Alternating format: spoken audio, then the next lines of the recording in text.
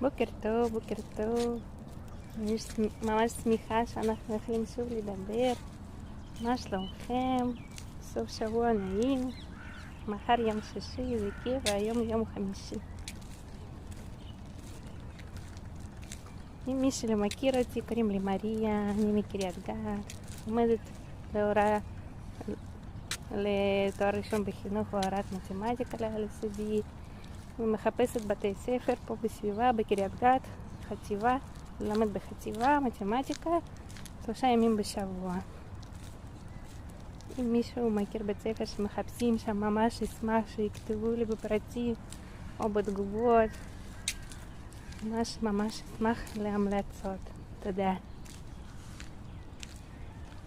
ואני רוצה קצת לספר על איך לקבל את המצב. אתמול בערב גיליתי דבר לא נעים. עשינו לפני זה הכל בשביל שזה לא יקרה, אבל זה קרה.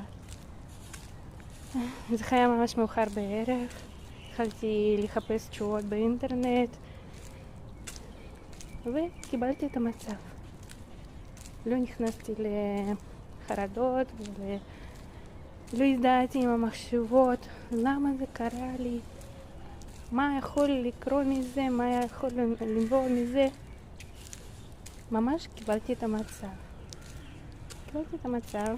ועצרתי את המחשבות לא נעימות שניסו לעלות לי בראש. איך אני עצרתי אותם? לא דחיתי, לא התנהגתי למחשבות. כי אני כבר סיפרתי שאני מתייחסת למחשבות כמו לילדים. אני מקבלת את הרגשות שלהם, מה שהם מנסים לשדר לי. אבל אני לא מזדהה איתם. וגם לא מתנהגת להם. אם להגיד לילד, אתה לא צודק שאתה פוחד, זה ממש לא לעניין. הוא באמת פוחד, באמת מרגיש את זה. ומחשבות כאלו שעולים אצלנו גם בראש, הם לא סתם באים אלינו.